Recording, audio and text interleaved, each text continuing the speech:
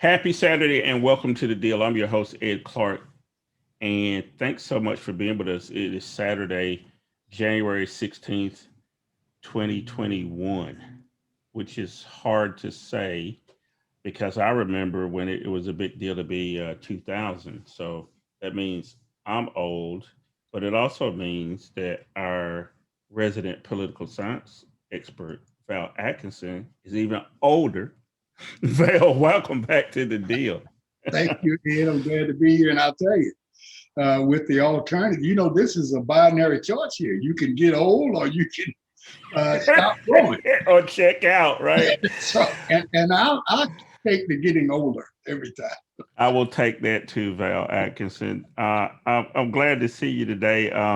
We haven't talked much this week, and so much has been going on since we were here last Saturday. And I want to thank folks for coming in and tuning in with us. There's so much to talk about, and I don't want to waste any time. I want to get right to the insurrection that happened 2 Wednesdays ago, when during the certification of the election, where uh, Republicans decided they want to stand up and contest the electoral college votes, knowing full well there was nothing to contest. The president, right down the street from the Capitol, encouraged people to go to the Capitol, and he fomented insurrection. I don't know how else to say it. It was sedition, and I don't know. I won't go as far as treason, but I do know at least it's sedition to try to get people to encourage people to overthrow the government. Val, um, where are we today? Since those 2 Wednesdays have passed, I know they're starting to arrest people, but from the long view, where are we? Have we? Should we relax any at all, or are we still in any trouble over this brewing insurrection? We definitely should not relax. We are still in trouble. There's still another shoe to drop. But before I get into that, Ed, and the timeline and what's going to drop and those kinds of things, I want to take my hat off to one of the police officers that diverted the crowd from going down a hallway that could have endangered the vice president. And on at first look, I thought he was just running away when I saw the video, but he planned his maze approach to ensure that the rioters could not have an opportunity to get to the vice president because they had already talked about hanging him. So he was very instrumental in really saving lives and making sure things got no worse than they could have been. And I wanted to point to this issue because way back a few years ago, there was a thing called Watergate. And it was another Black police officer that discovered the tape on the door lock that called the regular police and said, hey, I think there's been a break-in here, that really started the arrests in the Watergate complex that led to the whole Watergate shenanigans that saw the resignation of the president. So, Yeah. we need to identify these heroes as soon as we can. And he was definitely a hero. Yeah, you're right about that. I mean, isn't it ironic how black folks are always saving us, all the way back to the Revolutionary War and Crispus Attucks being the first person killed, and to get the country started, and until now, somebody, probably saving the vice president's life. That's not a overstatement. That he saved probably untold number of people had those people turned the other direction. And you've been seeing some of the video playing here, as Val was talking, showing how the officer, was smart enough to lead people away. Val, that scene, when I first saw it too, I had assumed differently. Like you said, that maybe he was trying to just get away, but he obviously, was smarter than we were, and saved a bunch of lives. Um, there's some other scenes too of police officers being attacked with the American flag, and with a Absolutely. Blue Lives Matter flag or whatever. That level of vitriol and hate and whatever you want to call it on uh, the insurrectionists, what they were doing. Uh, did they not think there were any consequences? Did they really believe that they were recreating, something patriotic, from 1776 or something? I mean, are they that deluded? There was first of all, I think we need to understand that there was a mixture of people there with different motives, but under a centralized theme. And if I can tie this up with the previous question having to do with where we are and are we, past the woods, and definitely not. And the reason for it is the answer to your second question here. And that has to do with you're dealing with a consortium of people with a centralized theme. You got a lot of people there with the ideas of I'm for America, I'm for Trump, I'm a white nationalist. I think everybody else is a socialist or a communist. I'm for this. I don't like people of color. I'm for the wall. I don't like Jews. I mean, there were just tons of different things there, but they were all there to let people know that they did not appreciate the way things were going. And as the media normally does, it gave us information in increments. They didn't come right out and say, hey, two people died of heart attacks and strokes, and one died because he was hit with a fire extinguisher. And Pelosi and Schumer, and along with Pence, were in immediate danger. No, they didn't do that. They gave it to us slowly so we wouldn't panic because of the news. But this is as close to an overthrow, Ed, that we've had since 1812. This was as close as you get. Now, we had an overthrow, but it was at the state level in 1898. But we're talking about an overthrow now at the national level. We've never been closer. And to answer your first question, it's not over. Where we are now, we're trying to parse out and determine how do we identify those people that were involved? How do we segregate them from the rest of the people, apply the law, punish them where they're found guilty, and leave everything else clean. One of the problems that I see and I fear is that those, and I call them prosecutors for the sake of conversation, the prosecutors are overly concerned with making sure that there is no dirt left on the country itself, on the flag, on democracy, on whatever. And what they need to do is make sure we are finding all of those people that were responsible, and make sure they get the appropriate punishment. And if it means that we have to go down in history as being a one footstep away from having a real insurrection, and that democratic values and norms aren't as clean and powerful as we would want them to be, so be it. We've got to punish these people. They're trying to protect the image and the reputation of America, to say that we're still good and we've never had this, and oh, that was just a prank, and we've taken this and we just charged them with disorderly conduct and they didn't mean it. No, we've got to do this right this time. And we got to go in there and root it out and take care of it. And it's not over by any means, Ed, to answer your question directly. We have several more steps to go, and there is at least one more shoe to drop. Yeah. We're going to talk about that later. Yeah, this is the deal. I'm your host, Ed Clark. That's Val Atkinson. We're talking about the insurrection that happened at the Capitol during the certification of the Electoral College. Obviously, we've seen a lot of the pictures and video from that. You should be afraid of these people. They mean no good to the United States of America. And if we were in another country, Val, they would be purged from the system, right? They would be immediately arrested, jailed. I've seen some of these people have been arrested, but a lot of them have been able to walk home, go home. You know, we always deal with a little bit of history here, so I'm gonna pull on your Civil War history, and after the Civil War and Reconstruction, one of the things that did not happen in the United States was there was no purge of those people who had rebelled against the United States, and that left the opening for them to come back in, retake the South, disrupt Reconstruction, and with the help of one person who was born right here in Raleigh, North Carolina.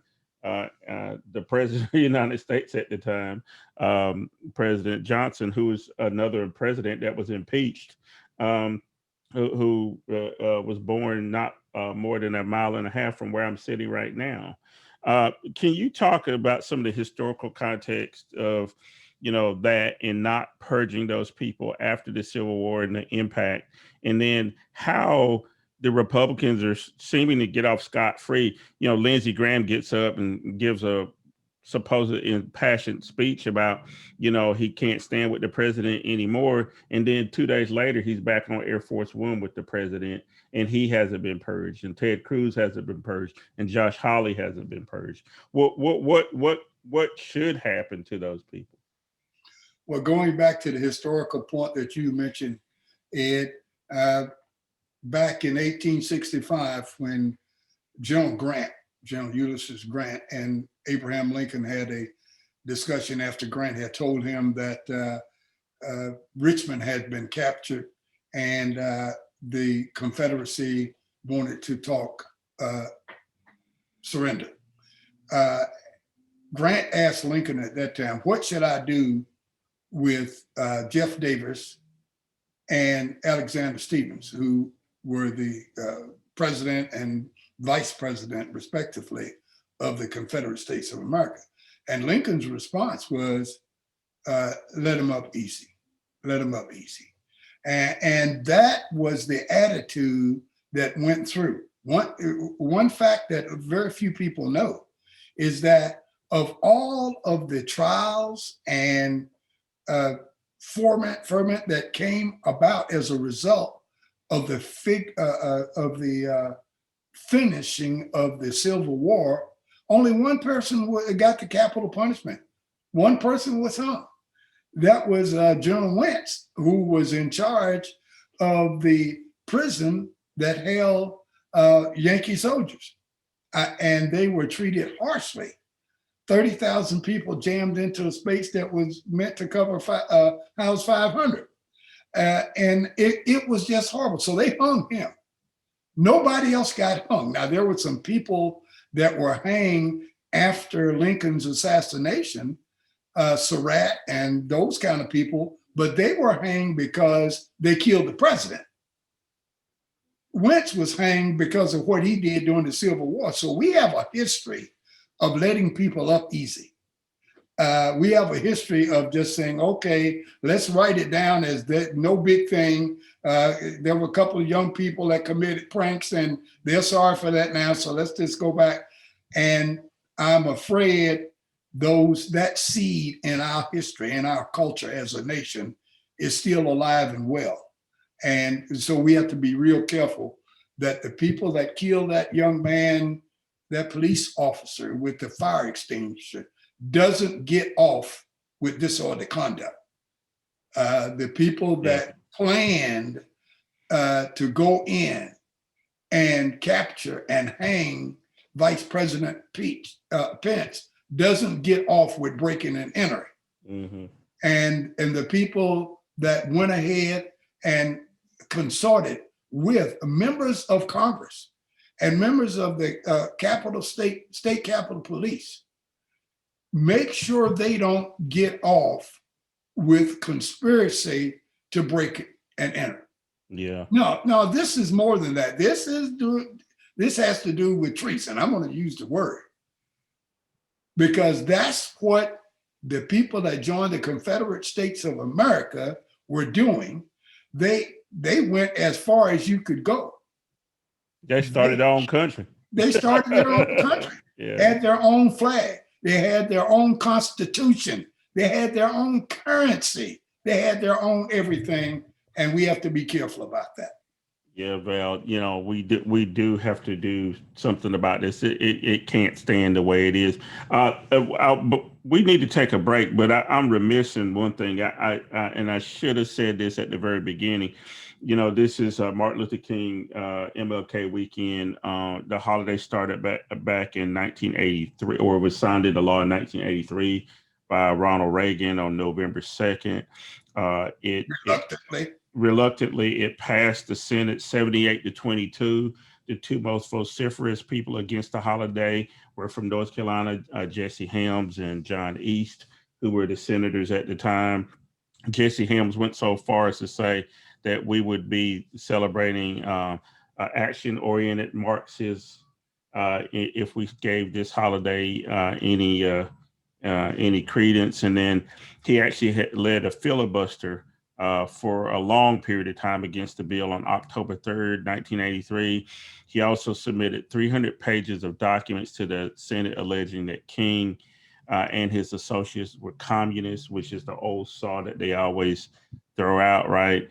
And it was just horrible what Jesse Helms did and Senator East did. But there you go, and we're here now, and it's ironic, Val, that Martin Luther King weekend precedes the inauguration of Kamala Harris and Joe Biden, and we're in all this turmoil and tumult, in the midst of the King Day weekend. So we're going to take a break. Val's going to come back with me. We want to talk about the economy and some other stuff related to Joe Biden's $1.9 trillion proposal to get the economy back on track, and a whole lot more.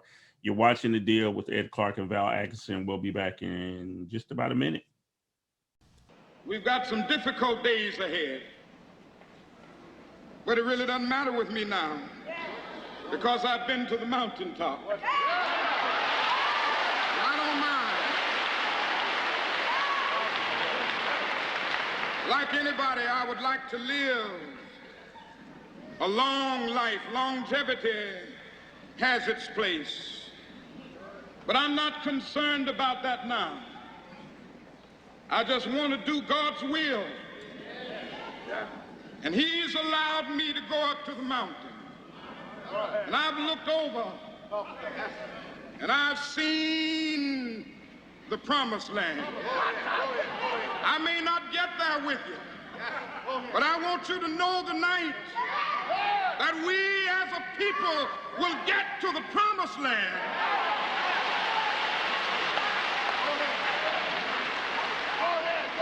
So I'm happy tonight. I'm not worried about anything. I'm not fearing any man. Mine eyes have seen the glory of the coming of the Lord.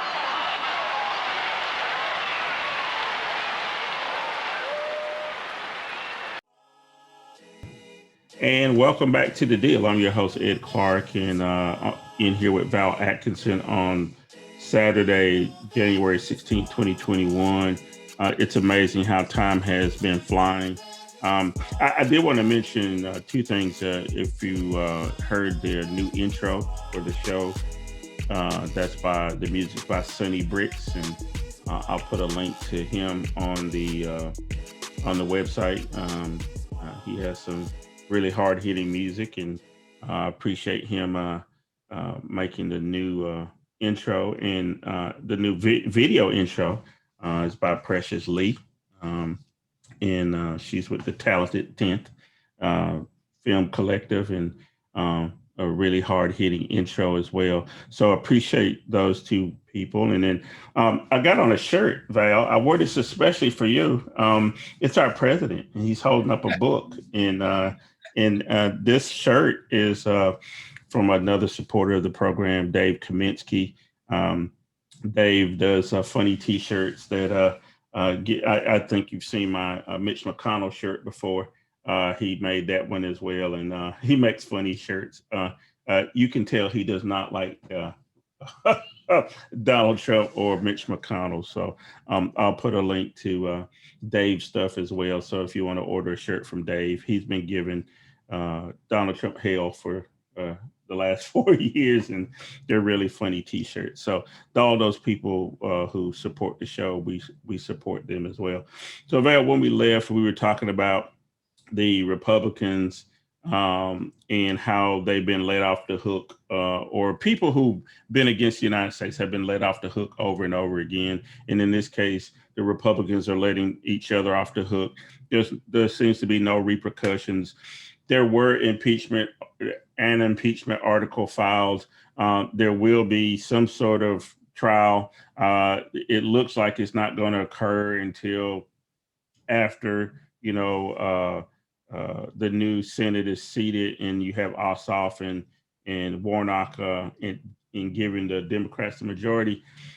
Let's wrap up this talk about the insurrection and all that, because impeachment is related to that, because I do want to talk about the economy and the Biden's proposal. But what would impeachment do for us, even if the trial doesn't take place until a little bit later on into the administration? Well, two things there. First of all, it sends the message loud and clear that if you do wrong, you will be cited and you will be prosecuted. Secondly, we are exercising what the framers put in the Constitution, that this is the way you take care of a president when he does wrong. We're not going to indict him on every little small thing here and there, but impeachment is the way to take care of that. One of the ways when he does wrong. So we want to do that. So it doesn't matter if in fact he's not in office anymore. I'll give one of my little quaint analogies here. If you commit a crime while you are at work on your job, in some cases you can resign and they'll say, okay, we'll let it go at that if it's a minor issue. But if you committed a crime of embezzlement, and if you try to destroy your company by making it so that it was no longer financially feasible on the world market, once your resignation is accepted, I can tell you that the prosecution is going forth. So it depends upon the seriousness. And what the Democratic leadership is trying to do is to show that this is serious enough. We want this to go down in record. Presidents can't do this. And the second reason is that there is a clause 3, and that clause 2 talks about whether or not you can or should try a president once he leaves office. Clause 3 talks about another punishment, which is making it so that they can't run for any public office again. So if we think that what he's done is so egregious, why not go all the way and convict him and also make it so that he can't run again for office? So that's what this is about, more so than just having him leave office. His Republican supporters don't want him to be convicted. They don't want him to get in a situation that he can't run for office anymore. Why? Because they are still afraid of Donald Trump supporters. They think they still need his support, and they are right for the primary.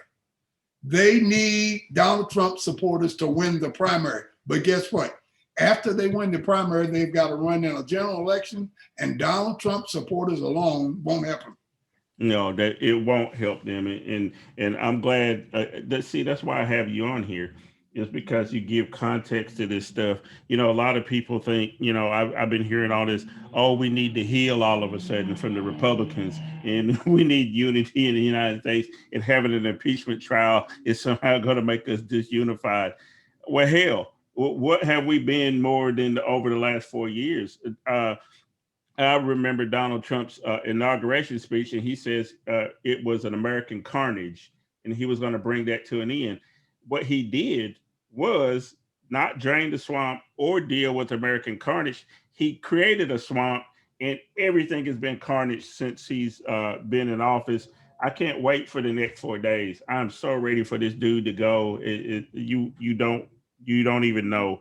And I think a lot of people have been like that. So that's a good time to switch to something more positive, Val, which is the two people that will be leading the country, Kamala Harris and Joe Biden, are much more positive in their approach. They're talking about doing stuff about moving the economy forward in dealing with COVID. Let's talk about $1.9 trillion proposal that Joe Biden has put on the table.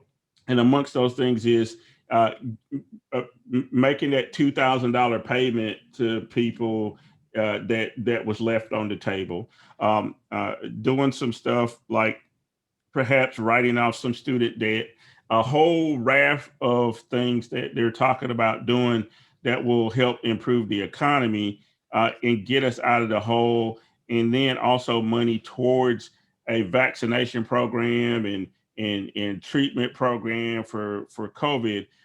Talk to me about this $1.9 trillion proposal. There are very scant majorities in the House and Senate. How likely is this to pass as one whole $1.9 trillion package? Or will this be in bits and pieces over time? Or what's going to happen here, Val? Well, the good things first is that this doesn't require a supermajority or 2/3 vote. Simple majority is going to be fine, and which I think we have that in the House, and I think we should be pretty safe in the Senate. I think it's going to pass. It's going to be okay. I think what basic citizens need to be aware of is that everything is not going to happen overnight. Some people have already received $600. That was a part of the current administration's stimulus plan. And why this new $1.9 trillion plan that Joe Biden has, the figure is 1,400. And that's to go on top of the 600 that's already in the pipeline for you to receive. So it means it's going to be a total of $2,000 that each will receive. But I think the most important thing out of the 1.9 trillion has got to do with state and local contributions to help them get through the pandemic and the supplies for vaccinations and those kinds of things. And the moratorium on evictions that runs through September. That's critically important to people who are right on the edge as far as that's concerned. And of course, the raise in the total amount of money that one can get if they are on unemployment, receiving unemployment benefits. All of those things are critically important for the economy in general.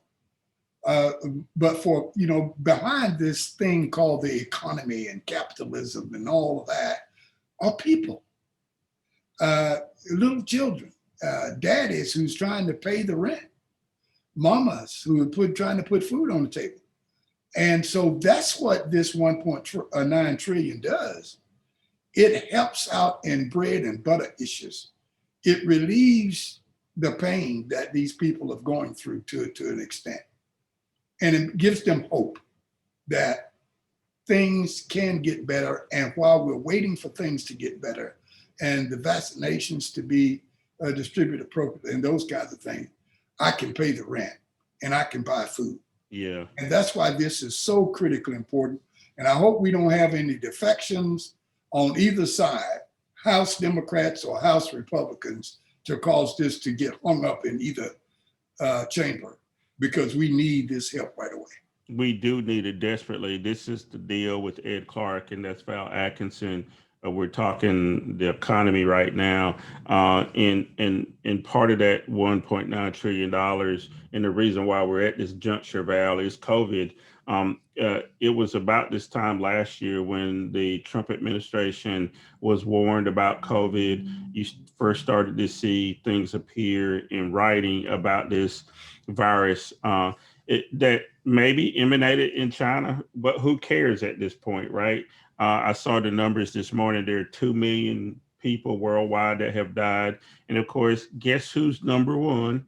United States is number one because we're fond of being number one at everything. So I guess we had to be number one in dead people, which is not funny at all when you think about it. Because in the last 12 hours, I've talked to three people who have had family members that have died from COVID. And every time I come on here, Val, every Saturday during the week, I have talked to somebody that I know very closely that's had somebody die, or either somebody I know that's died.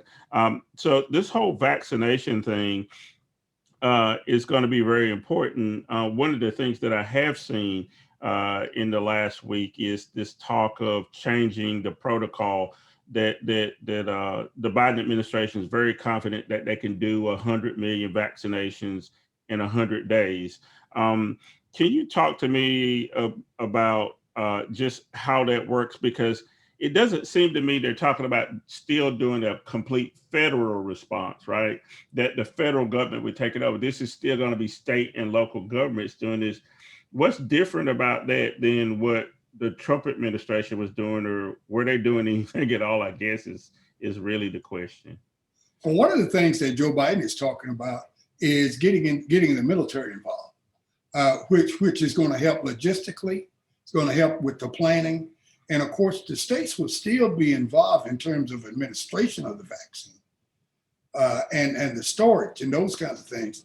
But if you got a force like the military doing organization, providing logistics, providing transportation, and doing all of the things that they do together, the one thing I think about all the time, if you ever knew about all of the planning that went into D-Day on June the 6th, 1944, you would say, whoever did that, put them in charge of anything, everything.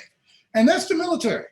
And we can do it. We spend more money on the military here in the United States than we spend on anything else, or that any other country spends on anything else. And we need to use that, since we've been, bolstering it up. We need to use that now. We're in a time of need. We can't wait for the Russians and the Chinese to attack and say we're going to keep the military clean and that's the only thing they're here for. The coronavirus is the Russians.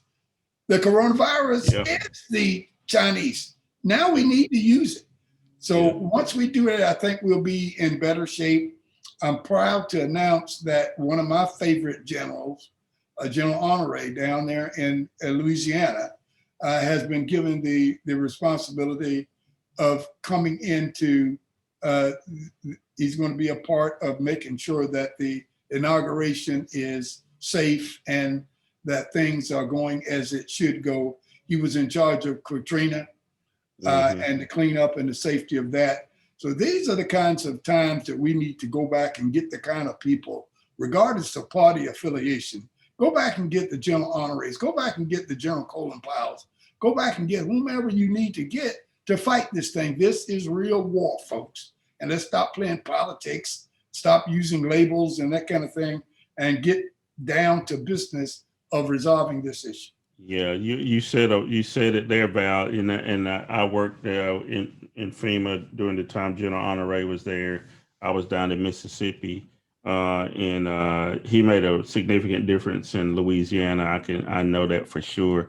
And you're right. We need to do whatever we can to fight COVID.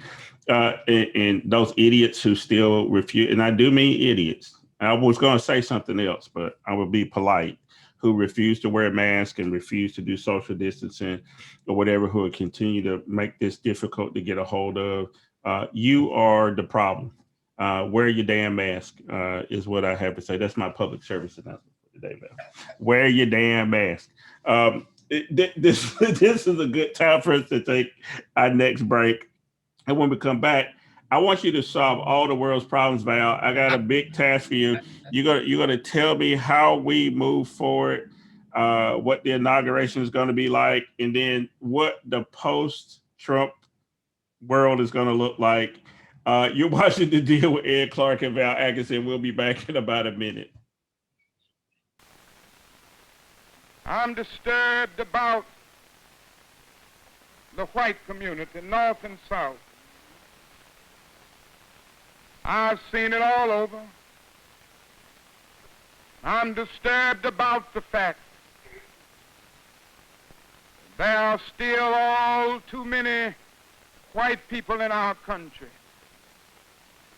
who will still use violence to try to keep us down. I'm disturbed about the fact that all over our country there are still white persons who will murder and assassinate Negroes simply because they want to be free. I'm disturbed about the fact that there are still sheriffs and constables in our southern states who will join with mobs and aid them and abet them in their activities of defiance and evil. I'm disturbed about the fact that there are still sheriffs in the South who will lock Negroes up at night and take them out way over in the night to some wayside road and beat them and leave them half dead and sometimes kill them and throw them in the river. I'm disturbed about the fact. And welcome back to the last segment of the deal. I'm your host, Ed Clark. It is Saturday, January 16th, 2021. We are barreling towards the departure of Donald Trump. I am really sad. As you can tell, I wore my t-shirt to commemorate his famous day in front of St. John's Episcopal Church, a building I've been in before that he desecrated by going to hold a Bible in front of the church upside down. But good riddance to Donald Trump. But this last segment, these last 10, 12 minutes we got here, I want to talk about something. I'm going to bring Val Atkinson back in here, our resident political science expert and host of Connections on Foxy 107, 104 in Raleigh, North Carolina. Val, you know, we can talk about all the bad that Donald Trump's done over the last 4 years. It's been plenty. The history is not going to be friendly to him, despite him still having a really hardcore following. People are realizing now that he's just a emperor with no clothes. He's not a billionaire. He's not any of the things he purported to be. He's not a good businessman. He can't lead people. You know, all of that has been laid bare. We know that for sure. And of course, there's a hardcore group. Now that he's leaving, and we're sure that's going to happen, whether he says so or not. Now that he's leaving, what is Joe Biden going to be able to do? I won't even say in the first 100 days. I'm going to say in the first 100 hours. What is he going to be able to do to try to get people to focus away from all that negative? Let's talk about some solutions or whatever. If you were Joe Biden and you had the keys to 1600 Pennsylvania Avenue and you had the nuclear football in your hand and you had control now, it's still, despite all that's happened, America is still the 1,000-pound gorilla in the room. And you're Joe Biden. What are you going to do right away, the first few days, weeks, months in office that will make us forget about the scourge that was Donald Trump? Well, I guess the first few things I've got to do is reassure my supporters that I haven't forgot how I got here and why I'm here. I've got to do that. And that can be just verbal. I don't need to do anything. I need to say some things to go on record to make them know that I'm thankful and I appreciate that. And I know I'm aware of the task in front of us. And then what I've got to do is to ensure that my advisors, my staff, my leaders that I depend upon are carrying out their business in such a way that it's not still driven by Donald Trump. Now, what I mean by that, if everything we do is trying to erase Trumpism, if everything we do is to trying to get his cult to come around in their thinking and join us, then we are still under the throes of Trumpism. We have got to ensure that we accomplish the goals that we said we were going to accomplish, using the means that we said we were going to use, getting the economy straight, tackling COVID-19, doing what is necessary to ameliorate the race problems we got in this country. That's very high and big. Do what we need to do, reshaping law enforcement offices, the entire criminal justice system, and being fair economically with people, helping people who need help. Doing all of those things and not letting the ghost, the shadow of Donald Trump still run what we do and how we're doing it. You got to forget about this guy. The more we forget about him, the more irrelevant he becomes. Yeah. So we're fine. The more we concentrate on him and his people, the bigger the problem we have and the longer it's going to take to solve it. Yeah, that is on point, Val. You know, I think, you know, we're going to have to try to put that in the rearview mirror.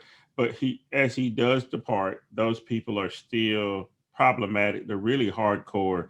You even mentioned it earlier in the show that, you know, obviously everybody wasn't there to tear the place up or assassinate Pence or kidnap Pelosi or whatever. Some people are really diehard and believe that you know, they have to fear Marxism and communism or whatever.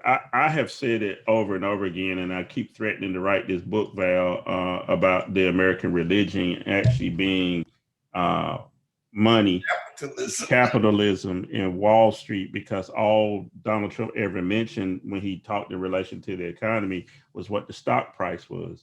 And then when you look at how many people own stock, yeah, there's millions of people that own one or two shares of this or that, or they're in a 401k at work. But the people who actually make money off of money are people with money, right? It's circular. It's just is that 1-2% that's up at the top that benefited from the Trump tax cuts that and so on and so forth.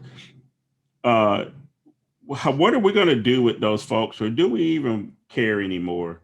You know, because there's always been this thing that we got to convince these white people that are disaffected that they should come join the Democrats or whatever. And we got to explain to them everything about how the Republicans really aren't helping them. Should we just say, screw it and the hell with them? And we don't want them in the party anyway. And if they want to go down, let them go down and do this on our own. Is there any path towards getting the so-called disaffected suburban people, which means white folk, to come around? Or do we just say screw it? I think we just say screw them. We go down the road, the path that we need to, that was outlined in the Constitution, outlined in constitutions of the various states. And we know what the law said and that kind of thing. I think we're making a mistake trying to get these other guys on board, because the only way you get them on board is to capitulate. You have to give in to them. You got to give them something. You got to say that, okay, we'll no longer discriminate against Black folks on the weekend. Okay, that's giving in. You know, that's what we want them to do. Whatever. Or, you know, we got to come out of that bag of trying to think that we can bring everybody on board. And this little thing called America, between the Atlantic and the Pacific Oceans, can be this dream world where everybody gets along and everybody likes each other. And when we lose elections, we just come back together. We walk down the road singing Kumbaya. And no, that ain't it. You're going to have some people that don't agree, and they want to have fascism, okay? That they don't agree, and they want to have racism and those kind of things. You can't negotiate and compromise with these people. You can't come up with a system that says, I'll let you have a little bit of racism. I'll let you be fascist 200 days of the year, not all of the year. No, once you start going down that road, it won't be long before they'll have your whole pie. If you decide to give them half of your pie, if they'll play nicey-nicey, guarantee you they'll have all of it pretty soon. So Yeah. now's the time. It says you get none of it, make your own or whatever. But you can't play games with these people. Once you start negotiating with them, you're dead.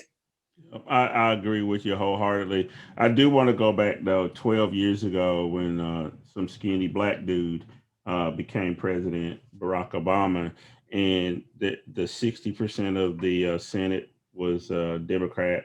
The majority in the House was much bigger, and obviously the colored guy sitting behind the desk with the guy that's going to be coming in as president had a cabinet where he brought in people and kept people over from the Bush administration. And immediately they went to try to compromise with folks.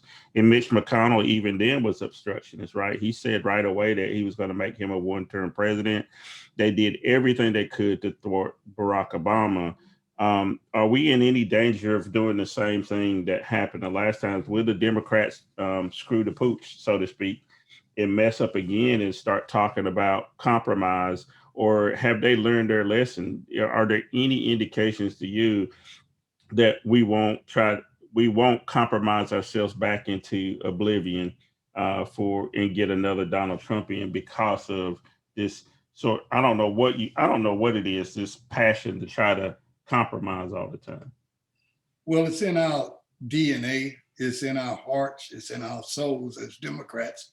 We think that's the way it's supposed to be. We think that's the way the founders and the framers meant for it to be. But what Republicans have done, they've taken a page out of Hitler's book. Adolf Hitler, I hate to mention his name. When Adolf Hitler first tried to take over Germany, he tried to do it by force, the putsch episode and all of that kind of stuff. And they arrested him, tried him, put him in jail. And he saw that he couldn't do that. So he decided while in jail, he wrote Mein Kampf and made some new alliances and things. And when he came out, he decided the best way to take over Germany was from within. And that's what he did. And they kept trying to compromise with him. And they would give him this guy, and they would change this rule and allow this and not say anything about this. And they kept trying to compromise him into being a nice guy and coming over and joining them and being a part of the team. And he kept taking advantage of it and going one-ups on them. But I need a little more of this, I need a little more of that, or whatever. They didn't catch on until it was too late. And he had taken sole rule of Germany and tried to take over the whole world and came pretty close to it. But I think that what we've got to do this time, Ed, we got 50-50 Senate. We got a very slim lead in the House. And we got a African-American vice president. And let's see what we can do. But one of the things you can't do, these guys are not waiting for a compromise so they can come back and send in their resignation to the Proud Boys and all of that kind of stuff if you would just give them a chance. And all of the people the racists who happen to be within our military and our police departments saying that, okay, I'm gonna stop being racist to my fellow police officer and my fellow. If you believe that, go ahead and start compromising with them. Yeah. And see what that gets you. Go ahead. Well, it got us Donald Trump, and I don't want that. I don't want that anymore. That was some bullshit. I can say that because that's exactly what it was. And what you've got to do is to show them, if you want to have this type of country, you got to do it someplace other than the United States of America. Yep. We ain't having that right here.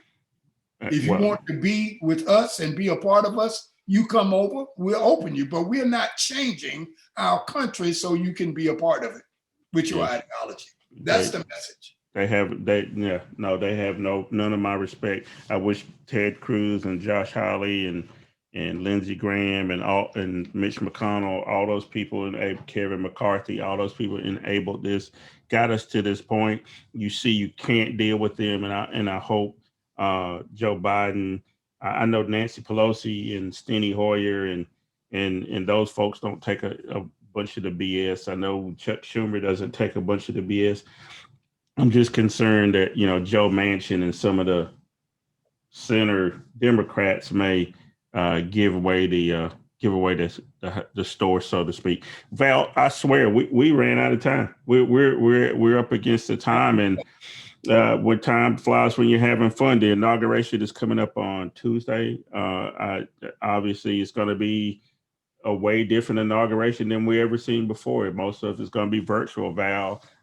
So they say sit in your house, watch it on TV. There's only going to be a few people invited. It may ultimately end up being indoors. I don't know. We don't know yet. We'll see when it comes. And then once Kamala Harris and Joe Biden take over, they got their work to do. I mean, and then the Senate, they may be leaving the inauguration and going straight to an impeachment trial. We don't know. We'll see. But in the meantime, before we get out of here, Val, tell me what's coming up for you in the next week or two. And I had stopped asking you this, but I'm gonna ask you this week. What do we have to look forward to? What's good of that we have to look forward to in the coming week? Well, one thing good, we got a new administration coming in. Joe Biden and Kamala Harris will be sworn in Wednesday at noon. And that is a wonderful thing that's going to happen. If you can't look forward to and look up to this, you're a hard person to please, because we've had 4 years of misery that all comes to an end at noon on this coming Wednesday. So please look forward to that. You don't need anything else right now. No, I think that's the best news I've had in a long time, Val. So what I do want to tell folks is Wednesday, Val and I will be back here because we want to talk about what happened at the inauguration, and then talk about the activities that are going on, that kind of thing. So Wednesday around 7 o'clock or so, you should be able to come back to the deal and find us, and we should have some guests in. I think Nicole McFarland's going to be with us. Rob Schofield may be here from North Carolina Policy Watch, and we're working on trying to line up a few other people. So we want to try to look ahead in that program, right? Hopefully, everybody will get through that day safely. In the meantime, Monday is again MLK Day. Do something good for somebody. That's what this holiday is about. It's about service, right? President Obama really made the holiday about service, in the era of COVID. Is a little bit harder to do and go out and interact with people, but figure out a way, make a way to do something good for somebody during the week. We always ask people to do that around here. Hey, you know what, Val? I'll see you on Wednesday, and then we'll be back here again next Saturday. And in the meantime, folks, thanks for tuning in, and we'll see you coming up really soon. You've been watching The Deal with Ed Clark and Val Atkinson. Have a good rest of the weekend. Bye. Thank you, Val. Thank you, Ed. Thank you. You guys have been an enormous resource for the African American community, and you've been doing it for a long time. And I just want to thank you for all that you mean to our community.